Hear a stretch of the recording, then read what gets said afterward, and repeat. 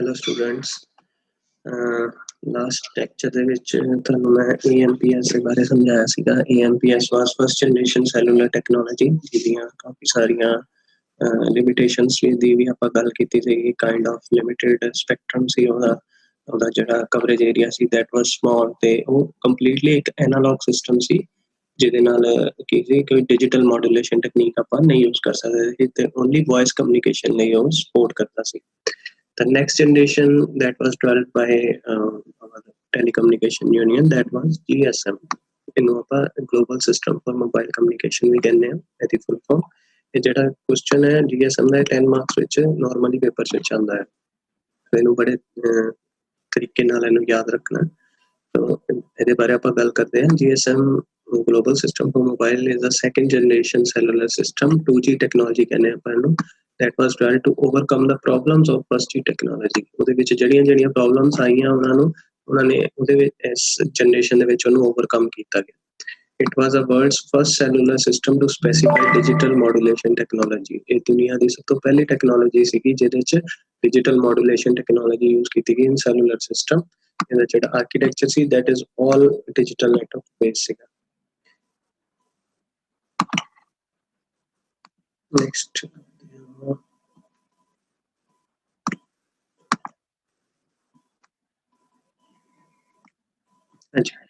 ਇਹਦੇ ਵਿੱਚ ਦੇਖੋ ਬੇ ਲਾਈਨਸ ਦਿੱਤੀਆਂ। It is world's most poplar cellular generation technology. ਦੁਨੀਆ ਦੇ ਸਭ ਤੋਂ ਜ਼ਿਆਦਾ ਜਿਹੜੀ ਸੈਲੂਲਰ ਜਨਰੇਸ਼ਨ ਜਿਹੜੀ ਚੱਲਣ ਵਾਲੀ ਜਿਹਨੂੰ ਅਡਾਪਟ ਕੀਤਾ ਗਿਆ ਪੂਰੇ ਵਰਲਡ ਵਿੱਚ that is known as GSM। as per research ਉਹਦੇ ਬਾਰੇ ਕੁਝ ਲਾਈਨ ਦਿੱਤੀਆਂ। in 2001 there were over 350 million GSM subscribers worldwide। in 2011 more than 5 billion users from 212 countries use GSM technology। 2011 ਦੇ ਵਿੱਚ ਇਹਨੂੰ ਪੂਰੇ ਵਰਲਡ ਦੀਆਂ ਟੋਟਲ ਕੰਟਰੀਜ਼ ਨੇ ਇਹਨੂੰ use ਕਰਨਾ ਸ਼ੁਰੂ ਕਰ ਦਿੱਤਾ ਸੀ ਤੇ ਮੋਰ ਓਵਰ 5 ਬਿਲੀਅਨ ਯੂਜ਼ਰ ਸੀਗੇ ਇਹਦੇ ਪੂਰੇ ਵਰਲਡ ਵਾਈਡ। ਅੱਜ ਕੱਲ੍ਹ ਜੇ ਮੈਂ ਇਸ ਜਨਰੇਸ਼ਨ ਦੀ ਗੱਲ ਕਰਾਂ ਤੇ ਇਹਨੂੰ ਓਵਰਕਮ ਕਰ ਦਿੱਤਾ ਗਿਆ ਹੁਣ 4G ਨੇ। 4G ਦੀਆਂ ਜਿਹੜੀਆਂ ਸਪੈਸੀਫਿਕੇਸ਼ਨਸ ਆ that is more than the 2G। ਸੋ ਇਹ ਅੱਜ ਕੱਲ੍ਹ obsolete ਹੈ technology but it was the most popular at that time। Next ਗੱਲ ਕਰਦੇ ਹਾਂ। ਇਹਦੇ ਵਿੱਚ ਦੇਖੋ ਉਹਨਾਂ ਨੇ ਦਿੱਤਾ ਹੈ ਕਿ it was developed in Europe in mid 1980s by GSM। GSM ਦਾ ਸਭ ਤੋਂ ਪਹਿਲਾ ਜਿਹੜਾ ਨਾਮ ਸੀ that was Group Special Mobile ਜੋ ਕਿ ਇਹਦਾ ਓਰੀਜਨਲ ਨੇਮ ਸੀਗਾ। ਪਰ ਇਹਨੂੰ ਉਹਨਾਂ ਨੇ ਇੱਕ ਕਮੇਟੀ ਸੀ GSM ਕਮੇਟੀ 1992 ਦੇ ਵਿੱਚ ਉਹਨਾਂ ਨੇ ਇਹਦਾ ਨਾਮ ਚੇਂਜ ਕਰਕੇ ਰੱਖਤਾ global system for mobile communication because ਉਹਨਾਂ ਦਿਨਾਂ ਦੇ ਵਿੱਚ ਇਹਨੂੰ ਪੂਰੇ ਵਰਲਡ ਨੇ ਅਡਾਪਟ ਕਰਤਾ ਸੀ ਤੇ ਇੱਕ ਮਾਰਕੀਟਿੰਗ ਸਟ੍ਰੈਟਜੀ ਦੇ ਪਰਪਸ ਲਈ ਉਹਨਾਂ ਨੇ ਇਹਦਾ ਨਾਮ ਚੇਂਜ ਕਰਕੇ global system for mobile communication ਰੱਖਿਆ।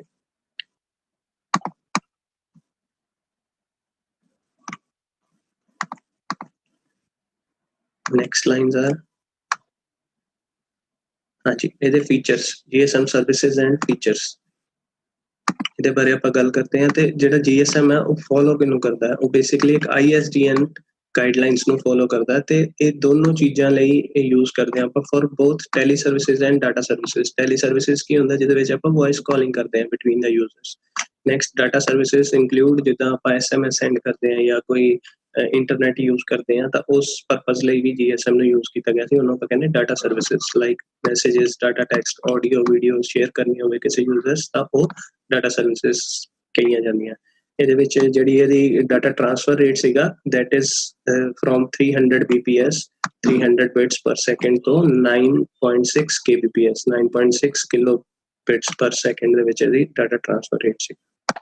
ਉਸ ਟਾਈਮ ਦੇ ਉੱਪਰ ਇਹ ਡਾਟਾ ਰੇਟ ਵੀ ਕਾਫੀ ਫਾਸਟ ਮੰਨਿਆ ਜਾਂਦਾ ਸੀ ਪਰ ਅੱਜ ਕੱਲ੍ਹ ਇਸ ਚੀਜ਼ ਨੂੰ ਬਹੁਤ ਲੋ ਮੰਨਿਆ ਜਾਂਦਾ। ਨੈਕਸਟ ਫੀਚਰ ਦੀ ਗੱਲ ਕਰਦੇ ਹਾਂ।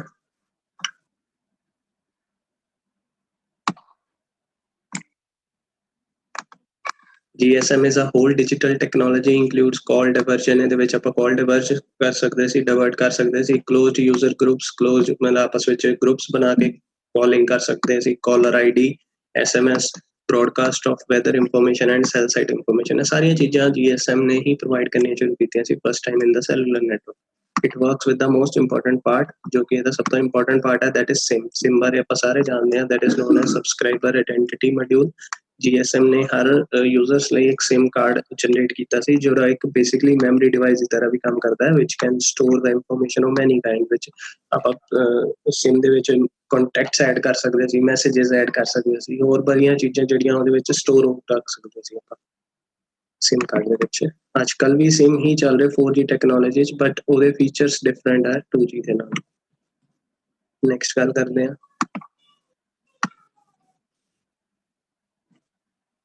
ਜੀ।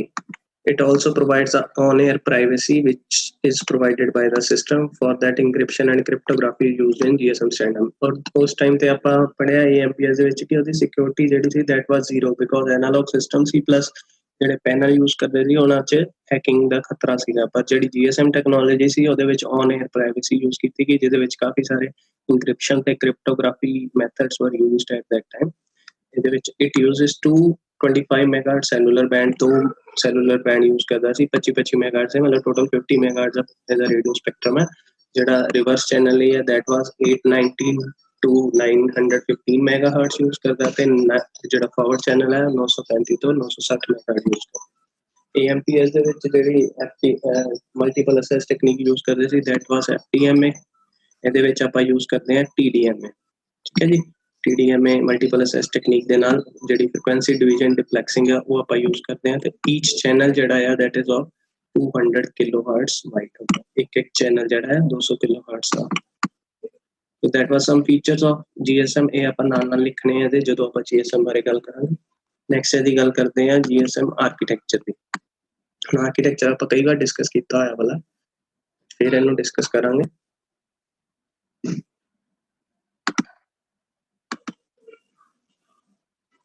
ਹਾਂਜੀ, ਇਹਦੇ ਵਿੱਚ ਦੇਖੋ ਆਪਾਂ ਲੈਫਟ ਹੈਂਡ ਸਾਈਡ ਤੋਂ ਅਗਰ ਸ਼ੁਰੂ ਕਰੀਏ ਤਾਂ ਸਭ ਤੋਂ ਜਿਹੜਾ ਇਹਦਾ ਛੋਟਾ ਯੂਨਿਟ ਹੈ ਦੈਟ ਇਜ਼ ਮੋਬਾਈਲ ਸਟੇਸ਼ਨ, ਜਿਹਨੂੰ ਆਪਾਂ ਯੂਜ਼ਰ ਇਕਵਿਪਮੈਂਟ ਵੀ ਕਹਿੰਦੇ ਆ। ਇਹ ਸਾਡੇ ਹੱਥ ਹੈਂਡ ਡਿਵਾਈਸ ਹੈ ਜਿਹਨੂੰ ਆਪਾਂ ਮੋਬਾਈਲ ਕਹਿੰਦੇ ਆ, ਤੇ ਇਹ ਬੇਸਿਕਲੀ ਕਨੈਕਟਡ ਹੁੰਦੇ ਵਿਦ ਦਾ BTS। ਜਦੋਂ ਮੋਬਾਈਲ ਮੂਵੇਬਲ ਹੁੰਦਾ ਤੇ ਕਿਸੇ ਇੱਕ BTS ਦੇ ਨਾਲ ਜਾ ਕੇ ਕਨੈਕਟ ਹੋ ਜਾਂਦਾ, ਅੱਗੋਂ ਮਲਟੀਪਲ BTS ਜਿਹੜੇ ਉਹ ਸਾਰੀਆਂ ਦੀਆਂ ਸਾਰੀਆਂ ਇੱਕ BSC ਦੇ ਨਾਲ ਕਨੈਕਟਡ ਹੈ। ਇਹ ਸਾਰੇ ਇੱਥੋਂ ਦੀ ਲੈ ਕੇ ਇੱਦਾਂ ਹੀ ਇਹ ਦੂਜਾ ਮੋਬਾਈਲ ਸਟੇਸ਼ਨ ਉਹ ਕਿਸੇ ਹੋਰ BTS ਦੇ ਨਾਲ ਕਨੈਕਟਡ ਹੋ ਸਕਦਾ, ਉਹਨਾਂ ਸਾਰੀ BTS ਦੀ ਅਲੱਗ BSC ਹੋਏਗੀ। So that BTS is basically base transceiver station, ਜਾਂ ਇਹਨੂੰ ਆਪਾਂ ਬੇਸ ਸਟੇਸ਼ਨ ਵੀ ਕਹਿੰਦੇ ਹਾਂ।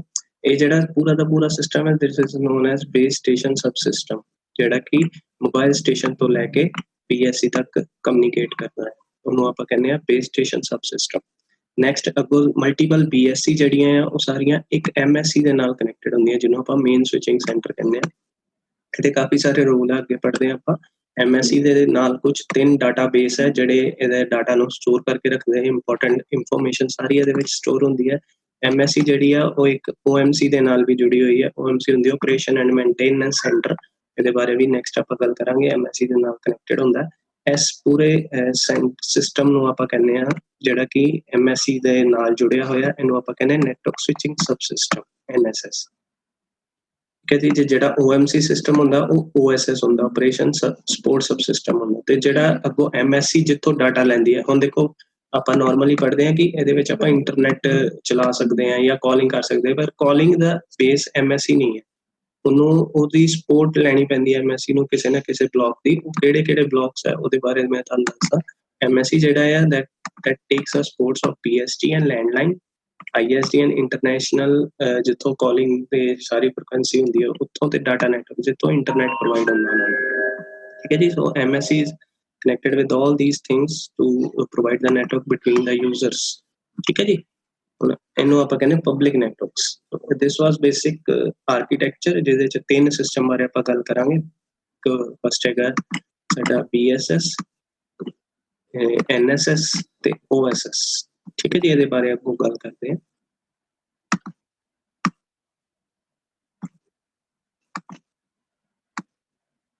ਹੁਣ ਇਹਦੇ ਚ ਦੇਖੋ ਇੱਕ ਕੁਐਸਚਨ ਆਉਂਦਾ ਹੁੰਦਾ, ਕਈ ਵਾਰ ਆ ਜਾਂਦਾ ਕੁਐਸਚਨ ਕਿ ਇੰਟਰਫੇਸ ਕਿਹੜੇ ਯੂਜ਼ ਹੁੰਦੇ ਆ ਬਿਟਵੀਨ ਦਾ। ਜਦੋਂ ਆਪਾਂ GSM ਦੀ ਗੱਲ ਕਰਦੇ ਹਾਂ ਤਾਂ ਸਾਡੇ ਕੋਲ 3 ਤਰ੍ਹਾਂ ਦੇ ਇੰਟਰਫੇਸ ਦਿੱਤੇ ਹੋਏ। ਦੇਖੋ ਪਹਿਲਾ ਹੈਗਾ ਸਾਡਾ MS ਤੋਂ ਲੈ ਕੇ BTS ਦੇ ਵਿੱਚ ਜਿਹੜੀ ਇੰਟਰਫੇਸ ਹੁੰਦੀ ਹੈ ਉਹਨੂੰ ਕਿਹਾ ਜਾਂਦਾ GSM ਰੇਡੀਓ 에ਅਰ ਇੰਟਰਫੇਸ, ਠੀਕ ਹੈ ਜੀ। ਸਟੈਂਡਰਡ ਹੈ, as a standardise he use ਕਰਦੇ। ਨੈਕਸਟ ਹੁੰਦਾ ਸਾਡਾ BTS ਤੋਂ ਲੈ ਕੇ ਜਿਹੜੀ BSC ਦੇ ਵਿੱਚ ਇਨਫੋਰਮੇਸ਼ਨ ਸ਼ੇਅਰ ਹੁੰਦੀ, that is through ABS interface. ABs interface ਕਿਹਾ ਜਾਂਦਾ ਇਹਨੂੰ। ਇਹ ਸਾਰੀ ਕਾਲ ਮੇਨਟੇਨੈਂਸ, ਕਿੱਥੋਂ ਰੂਟ ਦੇਣਾ ਉਹਨਾਂ ਨੂੰ, ਕਿਹੜੇ BTS ਤੋਂ ਇਨਫੋਰਮੇਸ਼ਨ ਜਾਣੀ ਹੈ BSC ਤੱਕ, BSC ਨੇ ਅੱਗੋਂ ਕਿੱਥੇ ਪਹੁੰਚਾਣੀ, ਉਹ ਸਾਰਾ ABs ਇੰਟਰਫੇਸ ਨੂੰ। ਜਿਹੜੀ ਅੱਗੋਂ BSC MSC ਦੇ ਨਾਲ ਕਨੈਕਟਡ ਹੁੰਦੀ ਹੈ that is through A interface. So ਸਾਡੇ ਕੋਲ 3 ਇੰਟਰਫੇਸ ਹੈ ਜਿਹੜੇ ਆਪਾਂ ਯੂਜ਼ ਕਰਦੇ ਹਾਂ in whole cellular network। First ਹੈ ਸਾਡਾ mobile station to base station GSM radio interface. Next is BTS to BSC ABs interface, ਤੇ ਜਿਹੜਾ BSC to MSC A interface ਕਹਿੰਦੇ ਨੇ। ਅੱਗੋਂ MSC ਅੱਗੇ ਜਿੰਨੇ ਵੀ PSTN ਦੇ ਨਾਲ ਲੈਂਡਲਾਈਨ ਕਨੈਕਸ਼ਨ ਦੇ ਨਾਲ ਕਨੈਕਟਡ ਹੁੰਦੀ ਉਹ SS7 ਪ੍ਰੋਟੋਕੋਲ ਦੇ ਥਰੂ ਹੁੰਦੀ, ਉਹ ਵੀ ਇੱਕ ਇੰਟਰਫੇਸ ਹੀ ਹੁੰਦਾ। ਇਸ ਡਾਇਗਰਾਮ ਨੂੰ ਤੁਸੀਂ ਬਣਾਉਣਾ ਹੋਏ ਤਾਂ ਬਣਾ ਲਿਓ, ਅਦਰਵਾਈਜ਼ ਉੱਪਰ ਵਾਲਾ ਡਾਇਗਰਾਮ ਸਫੀਸ਼ੀਐਂਟ ਹੈ। ਅਗਰ ਬਟ ਇਹਨੂੰ ਯਾਦ ਰੱਖਣਾ ਹੈ ਕਿ ਇੰਟਰਫੇਸ ਕਿਹੜੇ ਕਿਹੜੇ ਆਪਾਂ ਯੂਜ਼ ਕਰਦੇ ਹਾਂ। ਨੈਕਸਟ ਆਪਾਂ ਇਹਦੇ ਬਲੌਕ ਡਾਇਗਰਾਮ ਦੀ ਗੱਲ ਕਰੀਏ, ਉਹਦੀ ਡੈਫੀਨੇਸ਼ਨਸ। 3 ਡਿਵੀਜ਼ਨਸ ਨੂੰ ਕਨਵਰਟ ਕੀਤਾ ਹੋਇਆ ਤੁਹਾਨੂੰ ਲਾਸਟ ਦੱਸਿਆ ਮੈਂ ਹੁਣੇ। Base station sub system, network and switching sub system, operation support sub system. ਸਭ ਤੋਂ ਪਹਿਲਾਂ ਬੇਸ ਸਟੇਸ਼ਨ ਸਬ ਸਿਸਟਮ ਦੀ ਗੱਲ ਕਰਦੇ ਹਾਂ। These are also non as radio sub system. ਨੂੰ ਆਪਾਂ ਰੇਡੀਓ ਸਬ ਸਿਸਟਮ ਕਿਹਾ ਜਾਂਦਾ। ਰੇਡੀਓ ਸਬ ਸਿਸਟਮ ਕਿਉਂ? ਕਿਉਂਕਿ ਇਹ ਇਕੱਲਾ ਇੱਦਾਂ ਦਾ ਸਿਸਟਮ ਹੈ ਜਿਹਦੇ ਵਿੱਚ ਵਾਇਰਲੈਸ ਕਮਿਊਨੀਕੇਸ਼ਨ ਹੁੰਦੀ, ਬਾਕੀ ਸਾਰਾ ਪਿੱਛੋਂ ਲੈਂਡਲਾਈਨਸ ਦੇ ਥਰੂ ਹੁੰਦਾ connection. So it is called radio sub system. It provides and manages radio transmission paths between the mobile station and MSC. Basically, ये एक radio signal transmit and receive signal produce करते between MS and mobile station to MSC तक. It also manages the radio interface between MS and all other subsystem of GSM. मतलब basically it is responsible for radio interface, ਜਿਹੜੀ wireless communication ਨੂੰ provide ਕਰਵਾਉਣੀ। Next, it consists of many BTS which are connected with the BSCs. Simple definitions ये देती हुई हैं। Next NSS बारे पढ़ते हैं।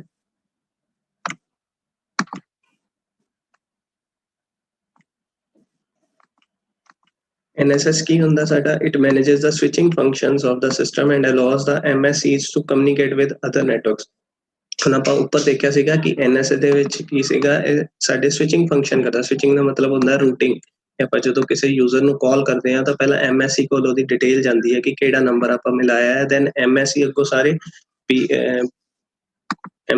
ਸਾਰੇ ਦੇ ਸਾਰੇ PSCs ਨੂੰ ਉਹ ਮੈਸੇਜ ਭੇਜ ਦਿੰਦਾ ਪੇਜਿੰਗ ਦੇ ਥਰੂ ਕਿ ਇਸ ਨੰਬਰ ਤੇ ਕਾਲ ਆਈ ਹੈ, ਤੁਸੀਂ ਦੇਖੋ ਕਿਹੜੇ BTS ਦੇ ਵਿੱਚ ਉਹ ਲਾਈਕ ਕਰਦਾ ਮੋਬਾਈਲ। ਦੈਨ BTS ਅੱਗੋਂ ਜਿੱਥੇ ਵੀ ਉਹ ਲਾਈਕ ਕਰਦਾ ਉਹ ਦੁਬਾਰਾ ਇਨਫੋਰਮੇਸ਼ਨ MS ਨੂੰ ਪਹੁੰਚਾਉਂਦਾ, MSC ਨੂੰ ਪਹੁੰਚਾਉਂਦਾ। ਸੋ MSC is responsible for everything.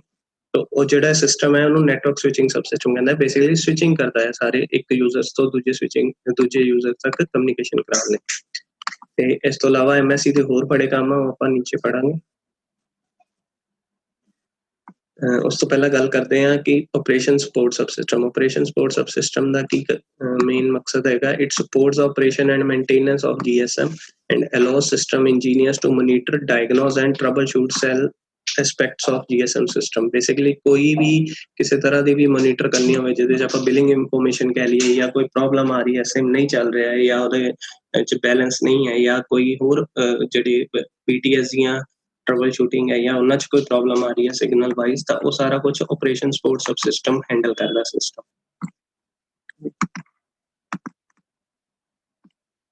Next ਇਹਦੇ ਛੋਟੇ ਛੋਟੇ ਪਾਰਟਸ ਬਾਰੇ, ਕੱਲੇ ਪਾਰਟ ਬਾਰੇ ਗੱਲ ਕੀਤੀ ਹੋਈ ਹੈ, ਆਪਾਂ ਉਹਦੇ ਬਾਰੇ ਡਿਸਕਸ ਕਰਦੇ ਨੀਚੇ। ਇਹਦੇ ਵਿੱਚ ਇੱਕ ਲਾਈਨ ਦੇ ਵਿੱਚ ਸਾਰੀਆਂ ਚੀਜ਼ਾਂ 'ਚ ਆਪਾਂ ਸਾਰ ਕੱਢਿਆ ਹੋਇਆ। ਇਨ ਦਿਸ MS ਆਪਾਂ ਜਾਣਦੇ ਸਾਰੇ mobile station.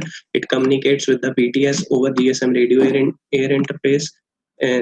These multiple BTS based transceiver system are connected with a single BSC over ABs interface। The BTS are responsible for providing coverage area to mobile stations or user। BTS ਦਾ ਕੰਮ ਹੈ ਇੱਕ base station ਦਾ ਕੰਮ ਹੁੰਦਾ coverage provide ਕਰਨੀ mobile station ਨੂੰ, ਤੇ more than ਜਿਹੜੀਆਂ BTS ਉਹ connected ਹੁੰਦਾ ਅੱਗੇ BSC ਨੂੰ, ਤੇ more than one BSCs are connected with a single MSC ਜਿਹਨੂੰ ਆਪਾਂ main switching center ਕਹਿੰਦੇ ਆ। ਉਹਦਾ interface ਹੈ A interface। MSC is responsible to manage the communication between two users and used for call setup। ਜਿੰਨੀ ਵੀ call setup ਹੁੰਦੀ ਹੈ, call logs, authentication ਹੈ, hand off ਹੈ, ਸਾਰਾ ਕੁਝ MSC ਹੀ responsible ਆ ਉਹਨੂੰ handle ਕਰਨ। ਤੇ NSS ਦੇ ਵਿੱਚ MSC is the central part। ਅੱਗੋਂ ਉਹ 3 database ਦੇ ਨਾਲ connected ਹੁੰਦੀ ਹੈ। First is HLR, ਜਿਹਨੂੰ ਆਪਾਂ home location register ਕਹਿੰਦੇ ਹਾਂ। Next is VLR, visitor location register, ਤੇ third is authentication center, AUC ਕਹਿੰਦੇ ਹਾਂ ਆਪਾਂ।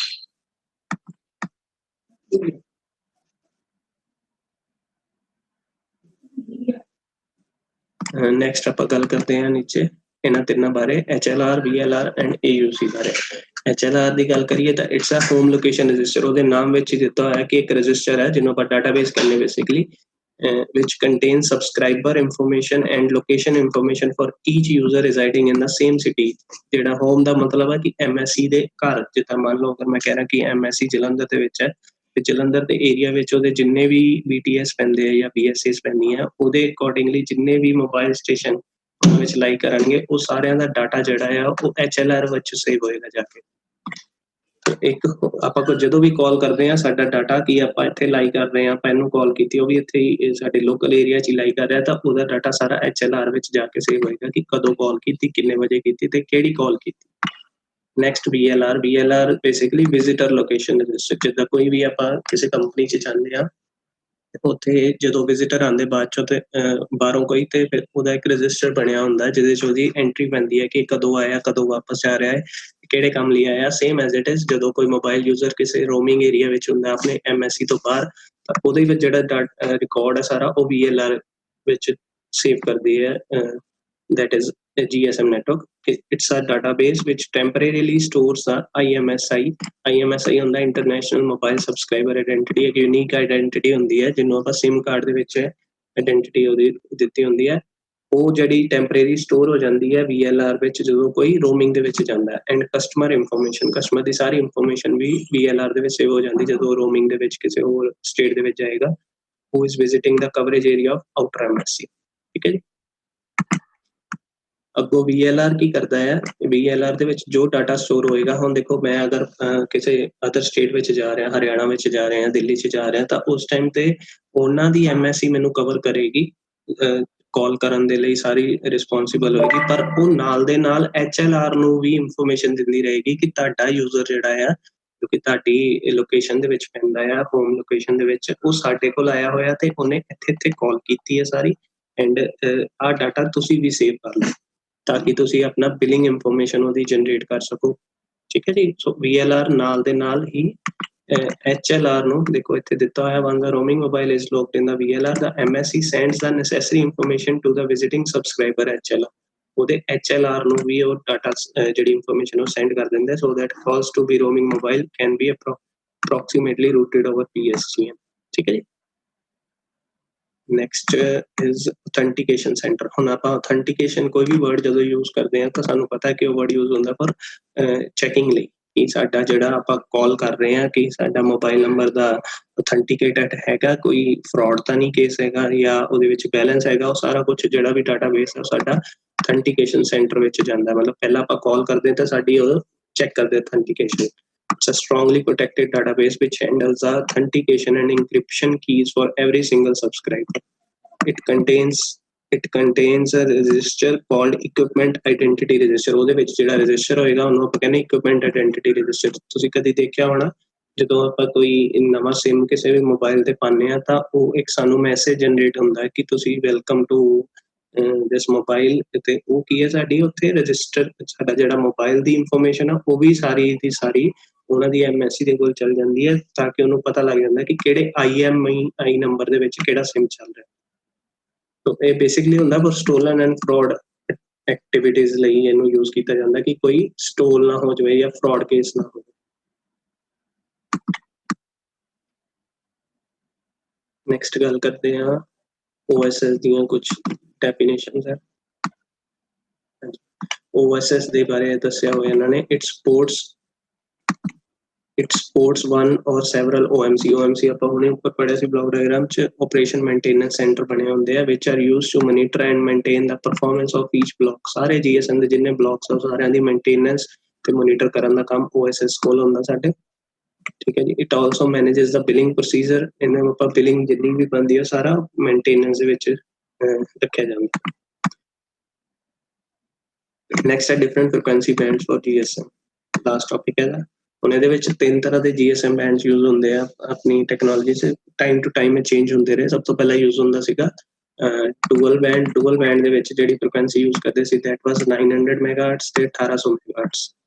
2 ਬੈਂਡਸ ਯੂਜ਼ ਕਰਦੇ ਸੀ ਫ੍ਰੀਕੁਐਂਸੀ ਦੇ, ਇੱਕ ਰਿਵਰਸ ਚੈਨਲ ਲਈ, ਇੱਕ ਫਾਰਵਰਡ ਚੈਨਲ ਲਈ। ਉਸ ਤੋਂ ਬਾਅਦ ਇੱਕ ਟਰਾਈ ਬੈਂਡ ਵੀ ਯੂਜ਼ ਹੁੰਦੇ ਰਹੇ ਕੁਝ ਕੰਟਰੀਜ਼ ਵਿੱਚ, ਜਿਹੜੇ ਕਿ 900 ਮੈਗਾਹਰਟਜ਼ ਦੇ ਬੈਂਡ ਨੂੰ ਯੂਜ਼ ਕਰਦੇ ਸੀ, 1800 ਤੇ 1900 ਮੈਗਾਹਰਟਜ਼ ਦੇ ਬੈਂਡ ਨੂੰ ਯੂਜ਼ ਕਰਦੇ ਸੀ। ਤੇ ਲਾਸਟ ਕੁਆਡ ਬੈਂਡ, ਕੁਆਡ ਮਤਲਬ 4 ਬੈਂਡਸ ਨੂੰ ਵੀ ਇਹ ਯੂਜ਼ ਕਰਦਾ, ਜਿਹਦੇ ਵਿੱਚ 850 ਮੈਗਾਹਰਟਜ਼, 900 ਮੈਗਾਹਰਟਜ਼, 1800 ਮੈਗਾਹਰਟਜ਼ ਐਂਡ 1900 ਮੈਗਾਹਰਟਜ਼ ਦੀ ਗੱਲ ਕਰਦੇ ਹਾਂ। ਠੀਕ ਹੈ ਜੀ। ਸੋ ਬੇਸਿਕਲੀ 2G ਟੈਕਨੋਲੋਜੀ ਜਿਹੜੀ ਹੈ that is most important technology in our syllabus. 10 number ਦੇ ਕੁਐਸਚਨ ਦੇ ਅਕੋਰਡਿੰਗਲੀ ਇਹਨੂੰ ਆਪਾਂ ਡਿਫਾਈਨ ਕੀਤਾ ਹੋਇਆ। ਤੁਸੀਂ ਇਹਦੇ ਚੋਂ ਜੋ ਕੁਝ ਨਹੀਂ ਸਮਝ ਆਉਂਦਾ ਉਹ ਜਦੋਂ ਮਰਜ਼ੀ ਇਨਕੁਆਇਰੀ ਕਰ ਸਕਦੇ ਹੋ, ਆਪਾਂ ਇਹਦੇ ਤੇ ਡਿਸਕਸ ਕਰ ਲਵਾਂਗੇ। Thank you.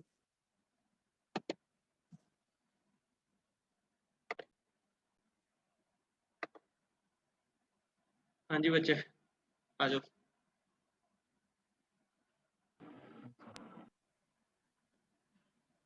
क्लियर हो गया जी? हाँ जी सर। हाँ जी सर। ब्लॉक डायग्राम जी सर। जी सर। हाँ जी सर। ठीक है। MSC ਦੇ ਨਾਲ ਤਿੰਨ ਜਿਹੜੇ ਰਜਿਸਟਰ ਆ ਉਹ ਕਿਹੜੇ ਕਿਹੜੇ ਆ? BTS ਓਏ ਰਜਿਸਟਰ VLR HLR